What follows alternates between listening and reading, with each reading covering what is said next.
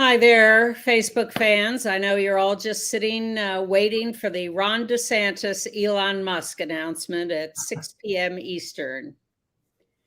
The stupid women on The View today, again, they're always stupid. Today was, well, why would he talk to Elon Musk? What's the point of that?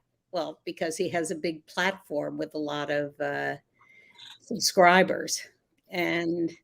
And then the lovely Whoopi says, but I don't agree with this, making an announcement. He should be talking with the people. No one talks with the people when they make an announcement that they're running for president. What do you mean? Some do. They do it in front of a big audience sometimes. They don't take questions. That's true. Well, have to think about that. Most people do it through social media these days. Well, not necessarily presidential. Joe Biden doesn't take many questions either. Exactly. Oh, let me get rid of the phone. Sorry.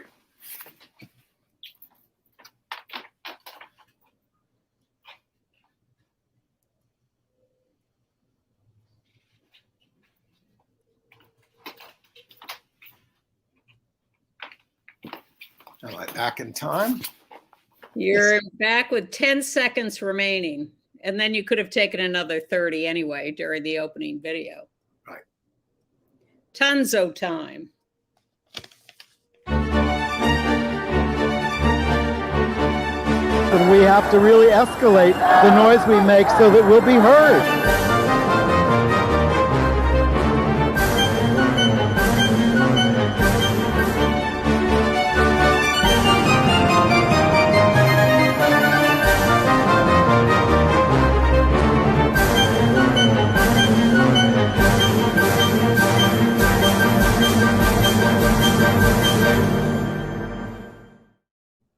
Welcome to Gay USA. I'm Andy Hum. I'm Ann Northrup. And Governor Ron DeSantis of Florida, you may have heard of him. His anti-LGBTQ crusade is on steroids. He signed another raft of bigoted bills, as did governors in Tennessee and Montana. Meanwhile, the NAACP has issued an advisory warning, as did Equality Florida last week, an advisory warning of the dangers to people of color and LGBTQ people traveling to Florida, as did the League of Latin American Citizens over DeSantis's anti-immigrant laws. Some pride committees in Florida are running scared and canceling events out of fear of DeSantis's new laws or just plain fear. Others are standing up to the bullies. It's amazing that we live in this country at this time. On a U.S. House motion to expel George Santos, surprise, all Republicans voted to keep him. Senator Ted Cruz is investigating Bud Light over its partnership with trans influencer Dylan Mulvaney. Frankly, I can't even figure out why we make this a headline. It's so tiny and silly. Well, to be discussed. The U.S. Department of Education is suing a Georgia school district for their removal of LGBTQ-themed books. Fox News is being attacked by the further right for respecting trans identities in the workplace. Crazy. And the LA Dodgers got themselves into and maybe out of hot water this week. First, they rescinded an honor to a historic LGBTQ group for their Pride Night at the behest of anti-LGBTQ bigots, but then they got tons of flack and invited the group back to be honored. Gay artist Andy Warhol, the late Andy Warhol, lost a big copyright case at the U.S. Supreme Court. Which is going to affect a lot of people who are still living.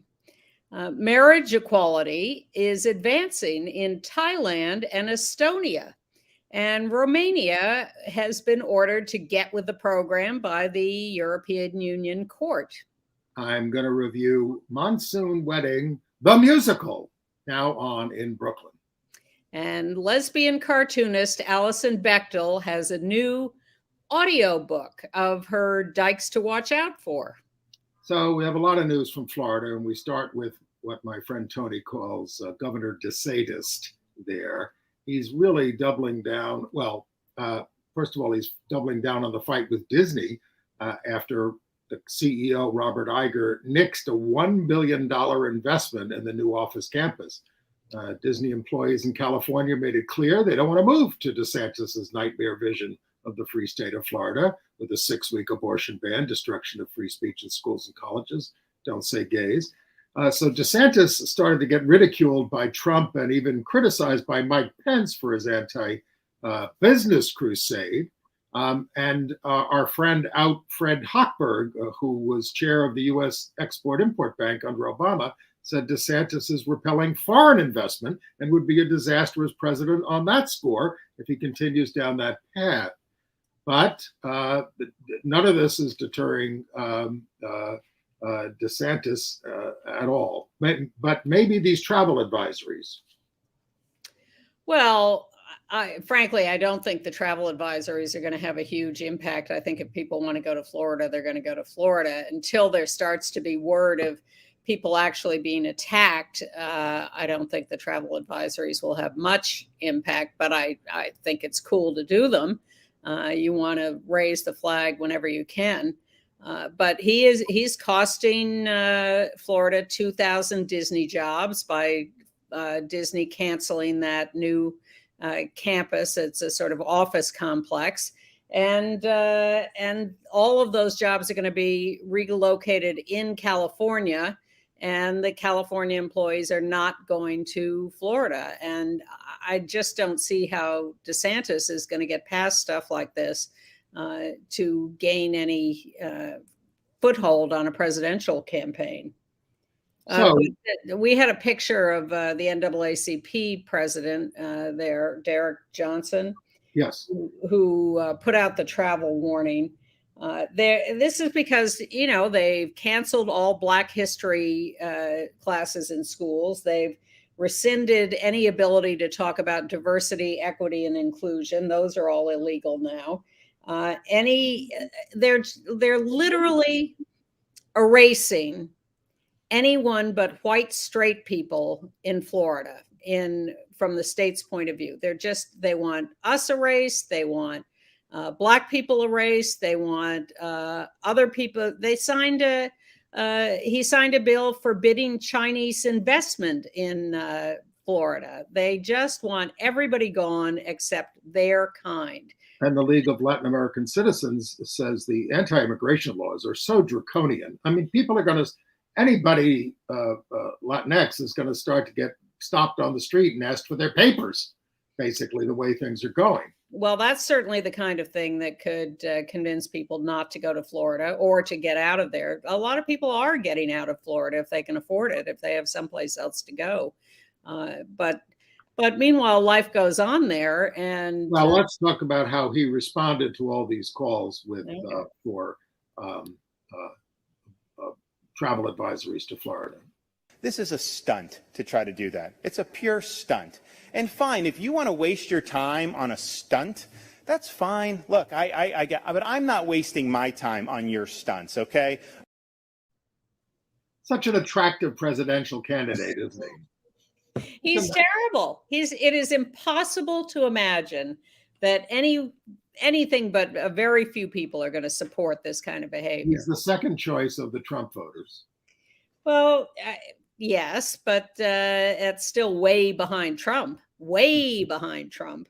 And when more people see him on the stump around the nation, I don't think he's going to wear well. Well, on the campaign trail, he's now soft pedaling his anti-abortion stance. I mean, he signed a 15-week ban, and then last week signs a 6-week ban, among all the other horrible things that he did. Well, I am very hungry for people to go after him and start really revealing who he is, although he's doing a pretty good job of it. We should say that it was Equality Florida that issued the first travel advisory, and they were joined by the Human Rights Campaign in supporting that this week. And they have endorsed the NAACP advisory too, and Well, collaborated across the board on all these issues. Well, you say, could it lead to violence? Well, let's go to Orlando. A traffic sign on Wednesday was hacked to read "Kill all gays" in bright orange letters. Mayor Buddy Dyer called it a disgusting display. No response from Governor DeSantis. This is the city of the Pulse massacre in 2016. Police are investigating, Pulse massacre, 49 people killed in an LGBTQ Latinx club. And he signed a lot more anti-LGBTQ plus bills this week. No medical care for trans youth. No drag shows that come anywhere near kids, which means all of them. No respecting people's chosen pronouns, and no access to bathrooms other than for your birth gender identity. They're making it a crime to admit minors to a drag show. That's what they're doing. And they are threatening, and this has led to threats against all pride festivals, because just our presence in any form is anathema. So Tampa, Wilton Manors, and Port St. Lucie have canceled their prides, and all under this no drag shows for kids. Well, some of them are just afraid. They're all acting in fear. In Wilton Manors, where the city commission is all gay, they're afraid of losing their jobs, that DeSantis would reach in and remove them if they give a permit to a parade that allows drag. So they say it's okay to be in the parade as long as you don't perform, but we won't have any drag performing events. So it's really cowardly. I will say, look, I'm not down there, but I think I know what we would do here if they tried to do that to us. We would stand up to it. And some people are standing up to it. Yes, some cities have said, we don't care how you threaten us. We're going to hold our pride parade and festivals.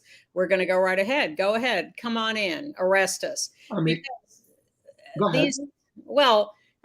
What he is supposedly banning are sexualized performances.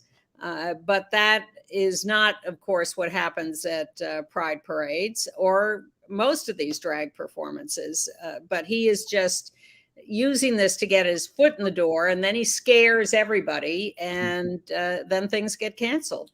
In Hamburger Mary's in Orlando, a restaurant, is suing DeSantis and the state in federal court, claiming the restaurant's been deprived of First Amendment rights and is losing customers under the new law affecting drag shows. They're asking the court to stop the enforcement of the law. They host drag bingo, trivia, comedy on Sundays. They invite children on Sundays to family-friendly drag shows. And after the law was signed, they told customers that children would not be allowed into the Sunday shows, and they lost 20% of their business as a result. They face loss of liquor license and criminal penalties by standing up to him. And this is the guy who claims that he stands for freedom. That's in the title of his book. It's all about freedom. And I'm just, when are people going to stand up and say freedom? Look at this list of things he's shutting down. In Escambia County, parents and Penguin Random House publishers are suing over book bans. And now that Amanda Gorman, the young poet who spoke at Biden's inauguration, has had her poem banned in a school. Objections from one parent. One parent can now shut down literature and history in the state of Florida. Well, I expect to see a reaction to that. Maybe this will serve as a great empowerment tool for people all over Florida. Hey, Florida viewers, when are you going to start objecting to the Bible? Just one of you has to object to it, and they're supposed to remove it. Well, I saw a wonderful, I don't know if you saw this piece, I think it was in Vanity Fair this week, about the New College alternate graduation. Yes. It was fantastic. It was all about how the students at New College, which was a very liberal college in Sarasota, which is not a liberal area, that DeSantis is taking over and transforming into a right-wing institution. But the students who are still there under the old administration, most of whom have been fired, held an alternate graduation ceremony. And it was just fantastic. And all the quotes from them and everybody talking about what a disaster this whole thing has been. It was a very inspiring piece. There was a lot of resistance at the actual graduation where they imposed Dr. Scott Atlas, a COVID denialist. He was Trump's health advisor, to give the commencement address. He was greeted by students, jeers and boos, as he droned on, and they started chanting, "Wrap it up, wrap it up." Yeah, our leaders of tomorrow and today. These students you talked about how, about the suits about books. The U.S. Department of Education says a Georgia school district book ban created a hostile environment and violated students' civil rights. So this is the Forsyth County schools. They're charged with discrimination. Now they say on race, sex, color, and national origin based on the removal of 14 books, but they do cite a lot of LGBTQI subject matter that has been removed. And, the LGBTQ books had to be plastered with a sticker saying LGBTQ, watch out. And they said, look, this can subject kids to bullying if they're trying to check out a book and it's, heavily marked, that they're doing so. So they're saying, cut it out, and they're suing. Well, it's fun times in Florida these days, but this stuff is not only happening in Florida, it is happening around the country and around the world, in fact.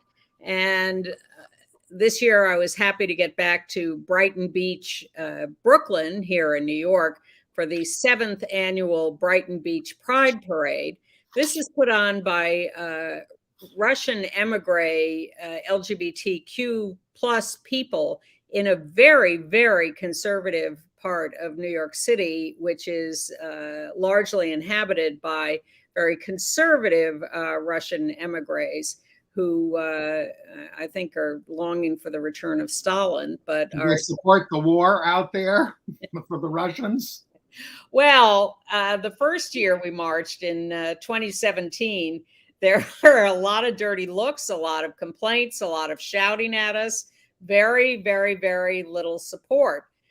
This year, now 6 years later, for the 7th annual march, there's a lot more support, a lot calmer atmosphere, a lot of Ukraine flags. And I got this lovely little wristband that says Rusa LGBTQ+. That's the organization, Rusa LGBTQ+, that puts on the parade. But even in Brighton Beach, one speaker got up and said, as we were marching along the boardwalk, some woman stopped and said to me, "You should all be dead." I thought, where have I heard that before? I've heard it many times. Yes. So the fight is to be fought everywhere. But there was Yelena Goldsman, a native of Kyiv, who left when it was still part of the Soviet Union. She was one of the main speakers. You might recognize Ann there as well. Yelena is one of the founders of this march, along with her friend Nina and Leosha, and they were all there, and it was just great to see them, and it was a beautiful sunny day. So then Masha Gessen spoke to the crowd in Russian, so I don't have a translation of that. No, I felt a little left out, but I thought it's good to feel a little humble in a. Masha Gessen was just given an award, an Arts and Letters award. No, the Blake Dodd Prize from the American Academy of Arts and Letters, among other LGBTQ people. And then Ann Northrup spoke, and if I may quote, Ann said to them, "What is going to change the world? What is going to win is grassroots action, not relying on the government, which lies and cheats and abuses everybody." Not my most articulate speech, but my point is that as I watch these politicians, these politicians are 99% of them. Well, I'll give them a little benefit of the doubt. 95% of them are there to just perpetuate themselves and their own power. And they're not really in the business of getting much done. So I start to weep when I think of people going to politicians and sort of begging them to do things, when in fact what we need to do is exert our power on politicians and make them do things by showing up in enough critical mass to influence them. And so I cited the example of ending the Vietnam War by getting people out in the streets, and the women's movement and the LGBTQ movement. Everything starts with the people, and the people in the streets, or the people in the courts, or the people wherever. But the people have got to get off their rear ends and go do something. Right. Well, do you think the people can have any effect on the insufferable U.S. Senator from Texas, Ted Cruz? He announced that he opened an investigation into whether Anheuser-Busch's partnership with trans influencer Dylan Mulvaney violates the Beer Institute's guidelines prohibiting marketing to underage individuals, and so many of her followers, are underage, but my God, they do beer commercials on TV, for God's sakes, and kids see it, so what's the difference? He wrote to the company saying, the investigation would be dropped if they sever their relationship with Mulvaney and apologize to the American people for marketing to minors. Wow. Ted Cruz, desperate for relevance. Okay. No one's paying any attention to him. Well, some right-wing groups are paying attention, farther right groups are paying attention to Fox News. They're under attack for complying with New York and California law and respecting trans employees' identities. So the further right broadcaster, Matt Walsh of the Daily Signal, is calling for a boycott of Fox News for caving to woke ideology, such as letting employees pick their preferred pronouns, and their handbook explains how to be sensitive to those who are transitioning. I'm going to be very curious to see how Fox responds to this and responds to everything they've been through, and will they become more mainstream, or will they veer? Laura Ingraham, forget it. Sean Hannity, forget it. Well, we got rid of Tucker Carlson. Maybe we can knock them off too. Yeah, that'd be nice. Yeah, it would. Not under the Antichrist, Rupert Murdoch. Well, right. He can't live forever. Sorry? He can't live forever. Where are we now on our list of things here? Well, let's go to Nebraska and finish that story, because we have been following for some weeks now the heroic efforts of State Senator Michaela Cavanaugh and her cohorts, who there she is trying loudly to stop the end of her filibuster against anti-trans laws. The Republicans finally got themselves organized, watered down the bill a teeny tiny bit, enough to get all of them on board to break the filibuster that Michaela and others were doing. They passed the bill, the anti-trans bill, along with an anti-abortion bill. The compromise was that they settled for a 12-week limit on pregnancy before abortion. As opposed to 6. Yeah. Yes. And they said that trans care needed state approval, basically. The state has designated some medical, charlatan to pass judgment on whether youth can get any kind of trans care. Yeah. So the bills passed as a combo. Senator Michaela Cavanaugh got up and gave this really powerful speech about, we need trans people, we love trans people, but it didn't switch any votes. Well, she also said, I think the only victory is that trans people, especially trans youth, are no longer invisible. And yes, we're getting killed in a lot of these legislative votes, but people are hearing about and talking about the existence of trans youth and LGBTQ people across the country. It can be hard. When we fought for condoms in the schools, I never thought we'd get it. We put it in the proposal, and we knew at least it would be debated and everybody would know, you need to use a condom. There's an AIDS crisis. No, I agree completely. And I think all of this has in many ways been a big leap forward. And we've known always that you have to desensitize people to us to begin with. When we started this work, it was all about desensitizing people to just seeing gay people or same-sex kissing. And I think the same is happening now with trans people. And hundreds of people showed up at the Nebraska Capitol as this debate was going on to protest very loudly what the right wing was doing. 6 people got arrested. That's the kind of action that's necessary to move us forward. And say what you want about the old man in the White House, Joe Biden, but he's running his campaign on freedom, and he's going to attack on these issues and say, "You think this is freedom?" He's going to take that on. That's his good. I hope he isn't too subtle about it. Okay. His subtlety is not the answer. No. In Montana, Republican Governor Gianforte signed a bill that legally erases trans and non-binary identities, including that of his non-binary child, David. The law says a person's sex can only be a male or a female based on gamete size and chromosomes. A person's sex cannot be changed. Planned Parenthood called it the most disgraceful, heartless, and targeted of Republican attacks on LGBTQ people in the country.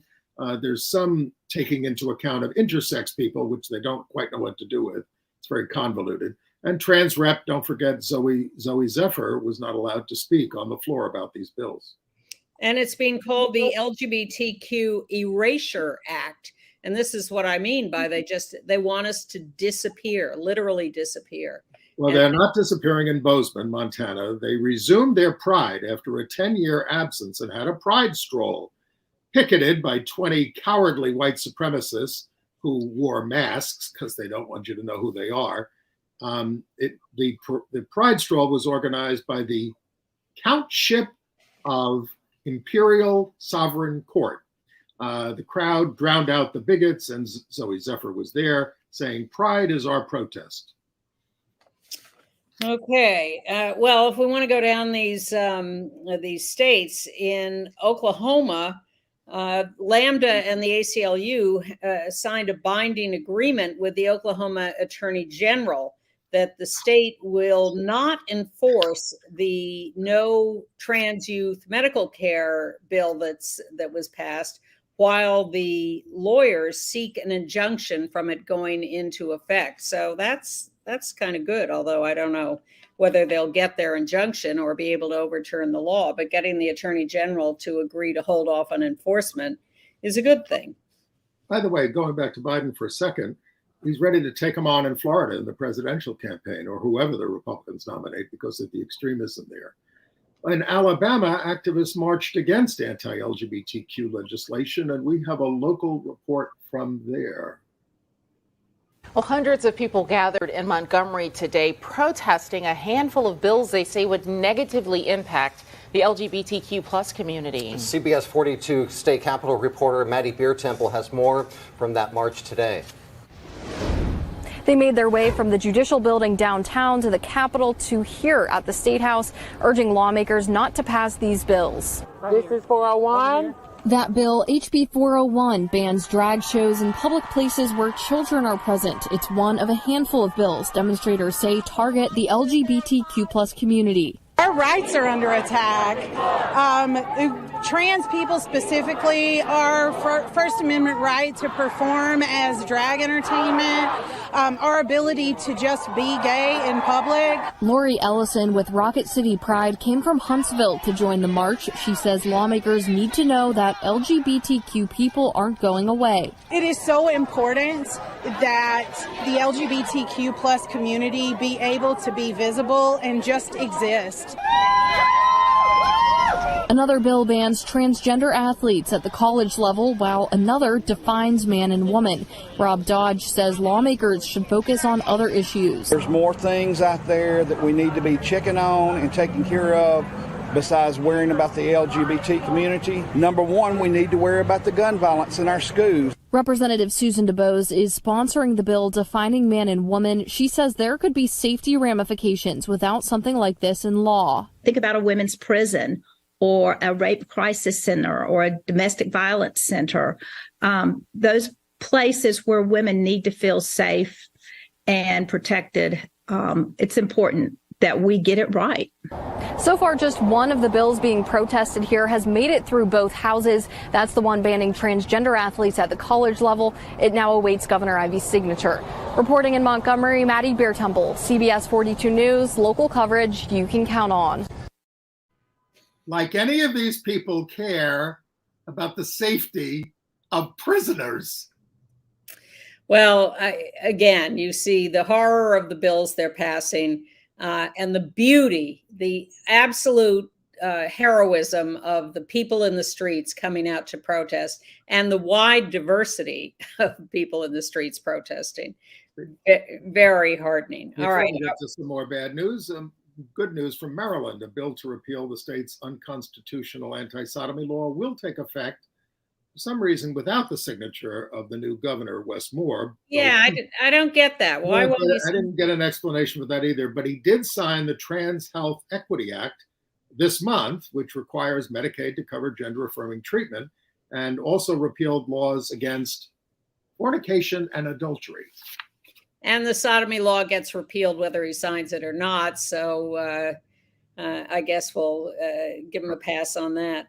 In Mississippi, the ACLU is suing the Harrison County School District because a trans girl at the high school is not being allowed to graduate in a dress and heels. Now, here's the thing. She's been out as a trans student for 4 years at the school, 4 years, accepted by all her classmates, accepted by the faculty. Everything's been fine. And she was adhering to the school dress code as a trans girl by wearing a dress and heels under her graduation robe. But the school suddenly says, no, you can't do that. You're not a girl and you can't dress like that. They went to court. The judge ruled against her. And so she didn't go to graduation. The judge says they don't have a constitutional right to go to the graduation. I mean, it's just outrageous. But this student, identified as LB, did speak at they had a big trans youth prom in Washington, D.C. on the National Malls, trans youth from 17 states, 200 people. And LB spoke and said, together, one by one, state by state, vote by vote, we can construct a better world. Transgender youth have always been here, and rest assured, we're here to stay. And this was organized by trans youth with the support of some celebrities like Elliot Page, Lily Wachowski, Demi Lovato, and Ariana Grande, and Peppermint. I'm only sorry that I won't live long enough to see the transformed world that these people are going to create a few decades from now. It's happening right now. Or maybe but not in Tennessee. Well, some people are standing up in Tennessee, but Governor Bill Lee signed 3 more anti-LGBTQ bills, bringing his grand total to 7 this year. And Tennessee already had distinguished itself as the state with the hate slate in previous years. Now, these 3 bills, teachers don't have to honor students' pronouns. Sex is now immutable, biological sex at birth, and public education entities are now forbidden from requiring staff or teachers to participate in implicit bias training. So that's 19 anti-LGBTQ bills passed and signed since 2015. Don't you think it's just rude for people not to honor people's pronouns? It's all about politeness. You know, when you meet someone, you say, what's your name? And they say, my name is Joe. You don't say, oh, Joseph. No, they want to be called Joe. You call them Joe, whatever. It is just politeness. All right. New Jersey, on the other hand, has introduced legislation to ban book bans.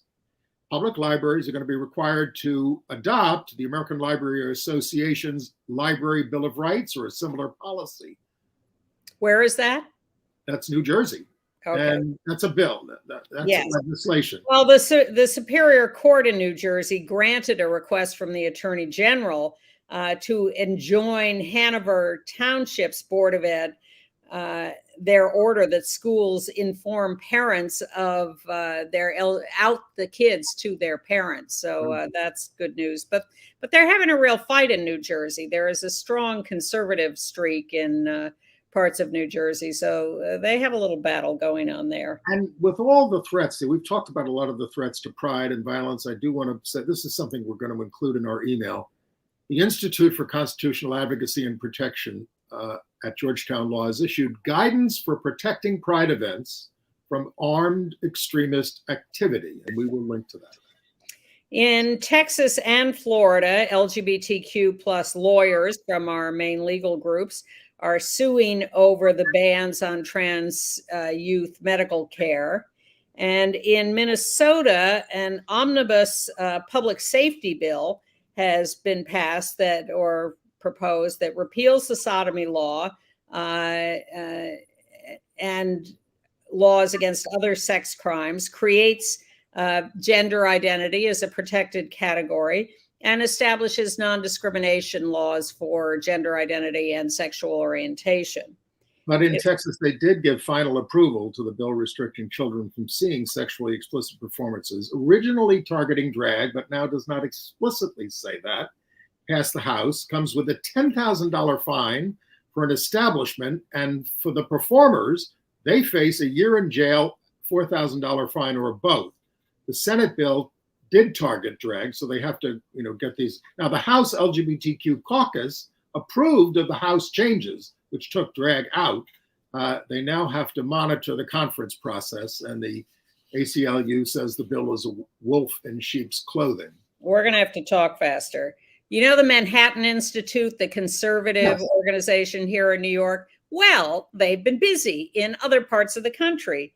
They leaked the medical records of trans teens from Texas Children's Hospital, thereby promoting the witch hunt that's underway in Texas to find medical facilities that are still treating trans youth against the laws of Texas. Right. So the Manhattan Institute is ferreting out medical providers in Texas who are continuing to treat trans youth. In St. George, Utah, drag stars filed a lawsuit challenging the city's censorship of drag performances.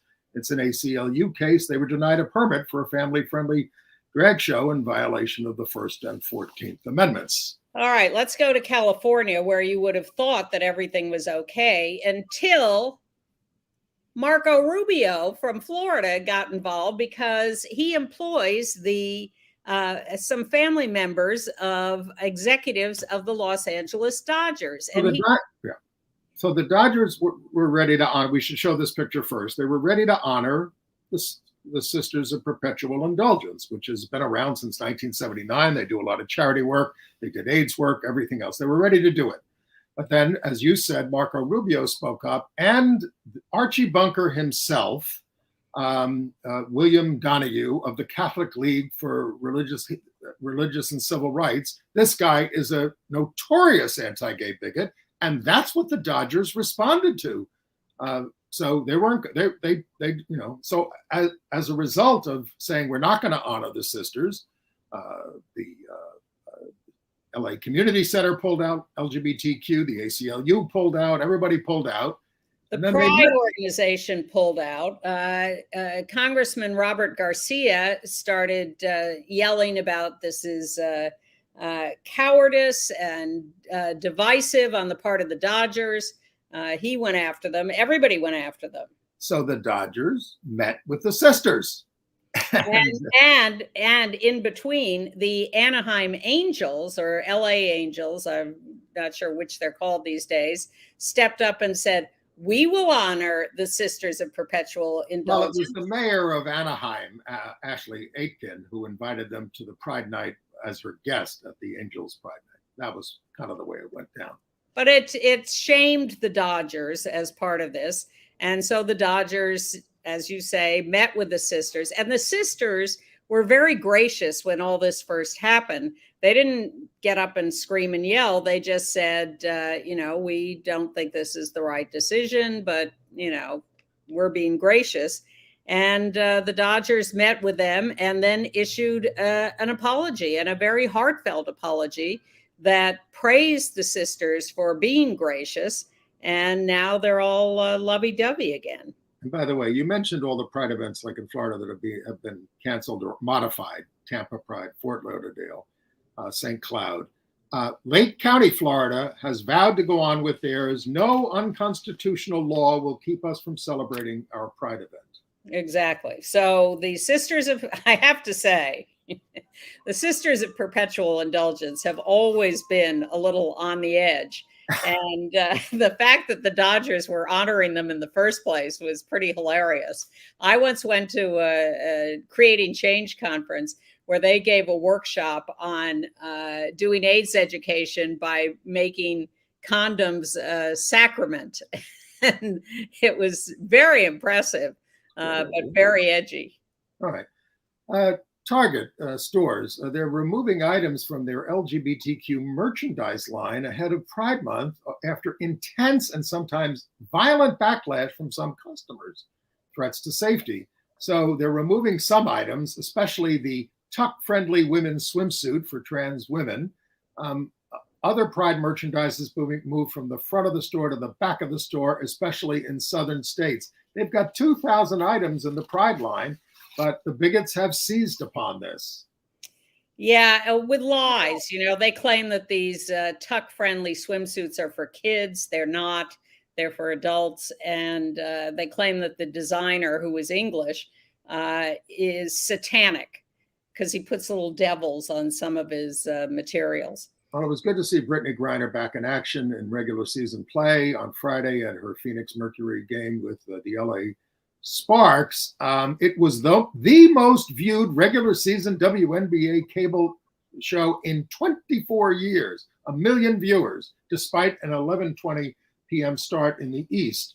The Sparks beat the Mercury 94-71, but Griner led Phoenix with 18 points. Not bad after 600 days in a Russian jail. She got a very warm welcome, and Kamala Harris was there. She's trying. Kamala's trying. And it's good to see our old pal Randy Wicker finally being honored as one of the grand marshals of the New York City Pride Parade. Long overdue. A very original gay activist and a sweetheart of a guy. Made a great film about Marsha P. Johnson, who lived with him in his New Jersey apartment for a long time.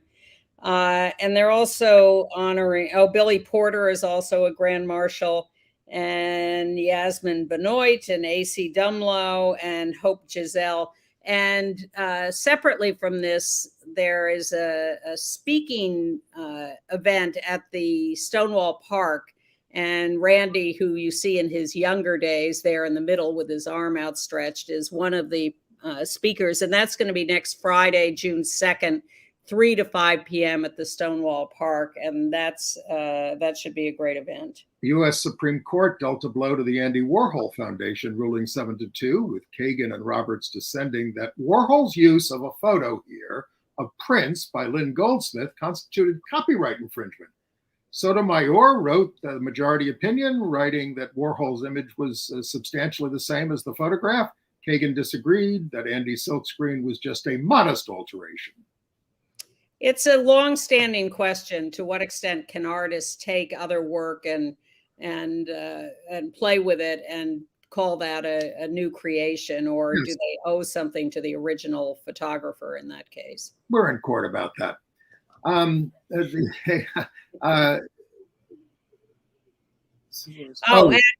Marjorie Taylor Greene, who is like, she's our Satan. Someone dug up a picture of her boyfriend in drag and said, "Hey, Marjorie, you're against drag, but what about your boyfriend?" And she's also giving her treasurer to Santos, who lied about who his treasurer was. We got a civil rights lawyer confirmed to the 11th Circuit Court of Appeals covering Georgia, Florida, and Alabama. She is Nancy Abudu, the first Black woman on the court, not lesbian, but she made Republican heads explode because she worked as deputy legal director at the Southern Poverty Leadership Conference and for the ACLU on voting rights, same-sex marriage rights, and rights for ex-offenders. Her father was an anti-apartheid activist in South Africa. She's a graduate of Columbia University in Tulane Law. Known as a consensus builder, good luck with that. And not our favorite person, Sam Brinton, who worked at the Department of Energy in the Obama administration. Yes. Non-binary. He was in trouble for absconding with other people's luggage at airports. He used to work in the Department of Energy as a nuclear official, and he's now been arrested as a fugitive in the theft of women's suitcases at an airport. Right. It was hunting for fashion. You mentioned, and I apologize. I just referred to them as he. Right. They're non-binary. Probably use they them pronouns. My mistake. Their job. You mentioned out Representative Robert Garcia. He brought a privileged resolution to expel George Santos, who pleaded guilty to fraud in Brazil and is under a 13-count indictment here in the U.S. Republicans, even those who've called on him to resign, referred the matter to the Ethics Committee, where it already is, and they won't. The other Republicans won't call for him to be removed. So on to international news. Yes. In Japan, as the G7 was meeting, all the other countries started putting pressure on Japan to do better on LGBTQ rights. Japan is the only one of the G7 that I think does not legalize same-sex marriage, certainly does not have non-discrimination laws. Conservatives in Japan are pushing back, but our ambassador, Rahm Emanuel, was pushing this, and they all made a big video. We'll just show you a little bit of it, pushing Japan.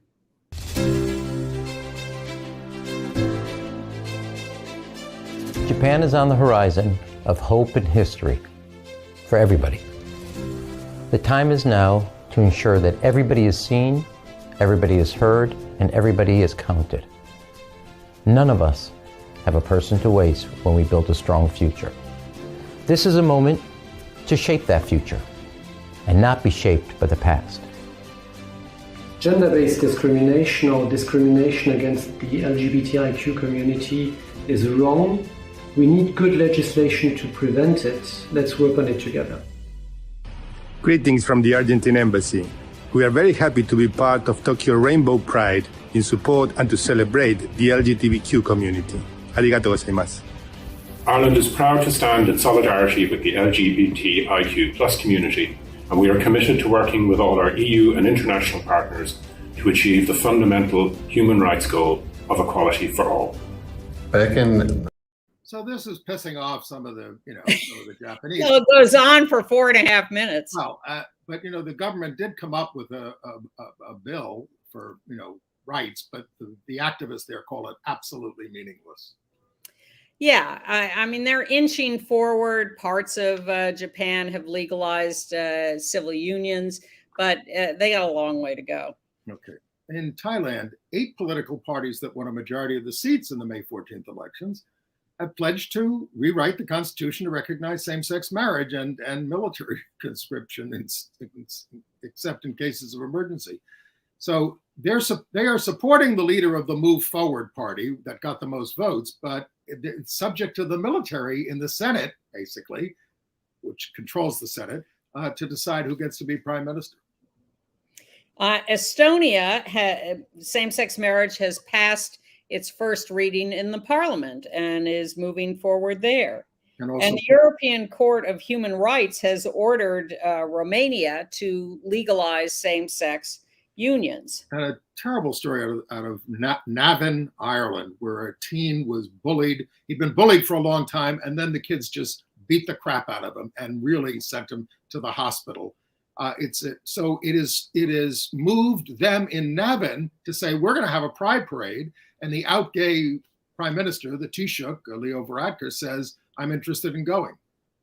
5 kids were arrested for that assault. They have been released with no charges yet, and they have been referred to a diversion program. And video of the event was first put up on social media, but then taken down as too violent and disturbing. A report from Ugandan gay activist Frank Mugisha about the passage of the draconian anti-LGBTQ bill He says, we're being hunted like animals. Neighbors there castrated a transgender person with a kitchen knife, and we couldn't go to the police because we would be arrested. So we had to search for a doctor who would be sympathetic. We're being fired from work, rejected by family, beaten, raped, and worse. But they're trying to develop a network of safe houses, emergency shelters, and healthcare, and they will fight the law in court. They're asking for support through something called Avaaz, AVAAZ.com. .org. Go there to learn more. In Tours, France, an explosive device was launched at an LGBT center there. It is the 6th such attack on that center this year. Right. AIDS news. No, I got a couple more here.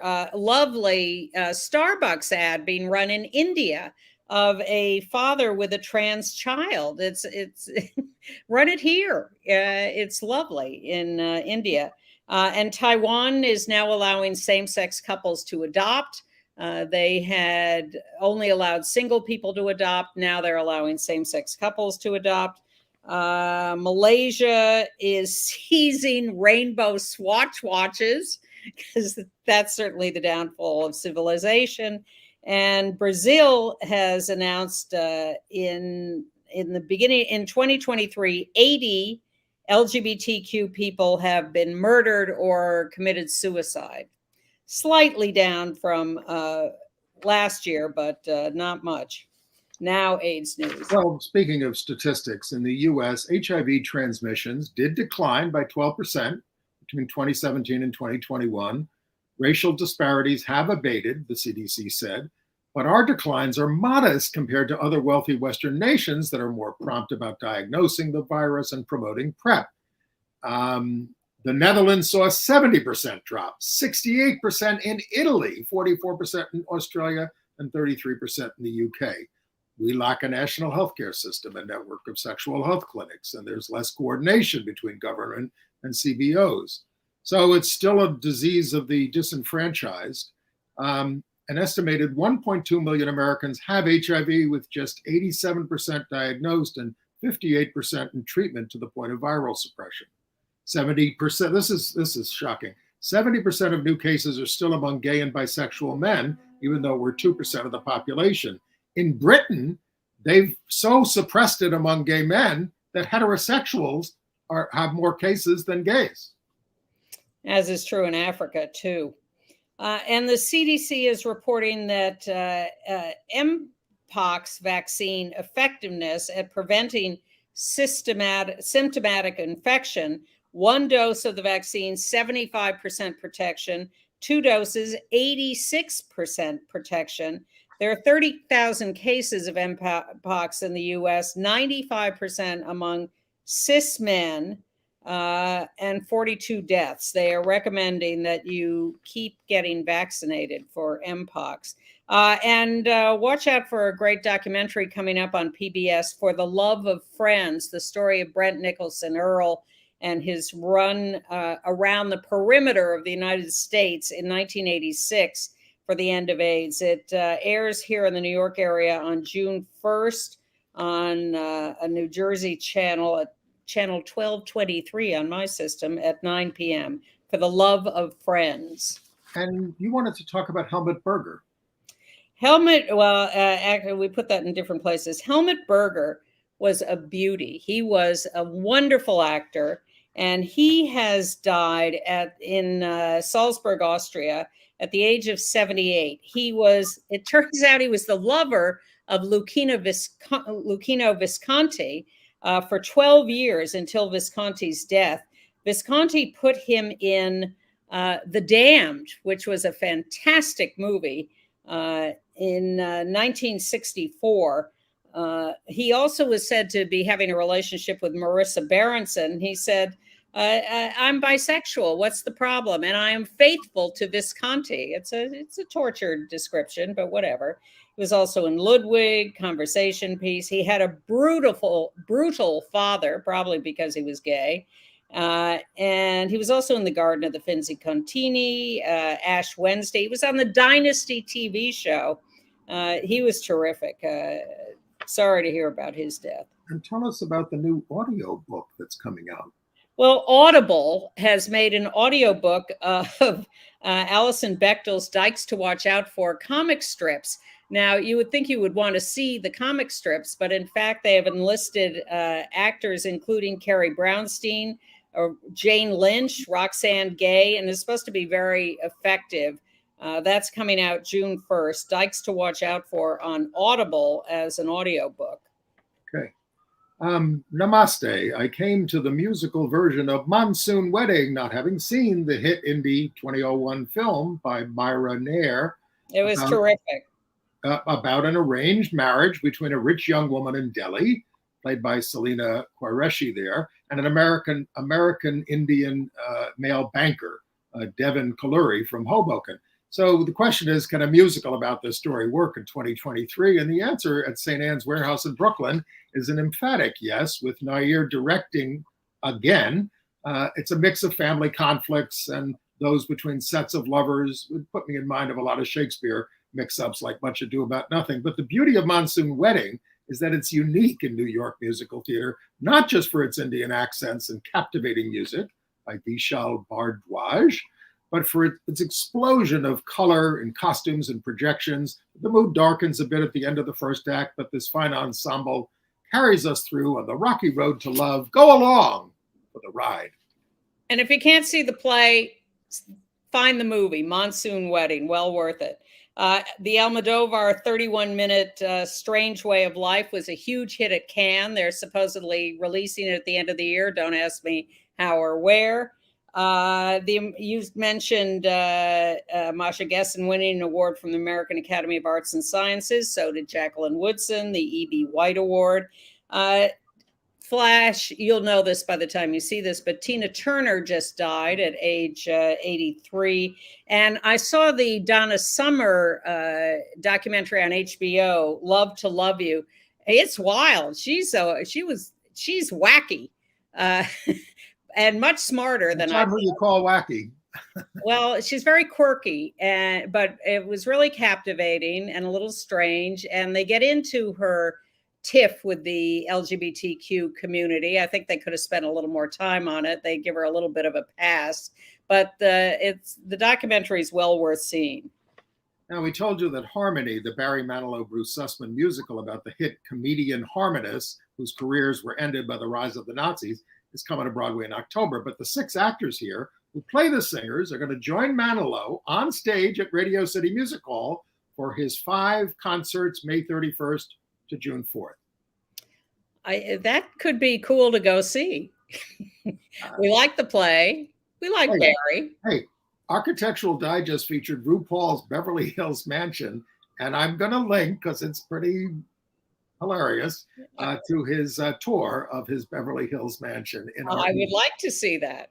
And there's a new queer music podcast on Sirius XM called Sounds Gay by Sarah Esikoff. And it's an exploration of queer music and how it's affected people's lives, and could be well worth listening to. Right. So, and by the way, if you want to get our emails, go to gayusatv.org and you can sign up. You'll get an email asking if you want to be on the list, and you say yes, and you'll get a weekly email, tell you what's going on, 1 a week. I'm wearing my Swatch watch in honor of the Malaysians who have lost theirs. This is actually a Japanese anime character. It's not a rainbow one, but I do like these watches because they're not expensive, and some of them are very attractive. Great being with you. Someone said to me, oh, Ann, so now you're wearing a cartoon character on your wrist. Thanks for being with us, everybody. We'll be back next week. Yes, thank you. And Tina Turner lived a long, happy-ish eventually life, and she'll be missed. And get ready for Pride, because that's coming up next month. By the time we see you again, no, it'll be the beginning of June that weekend, which is also LGBTQ Families Day, June 1st. a lot going on June 1st, I think. We're just filling the last few seconds, which we're counting down one by one. And yes, we will see you again next week. Thank you for joining us this week. Okay.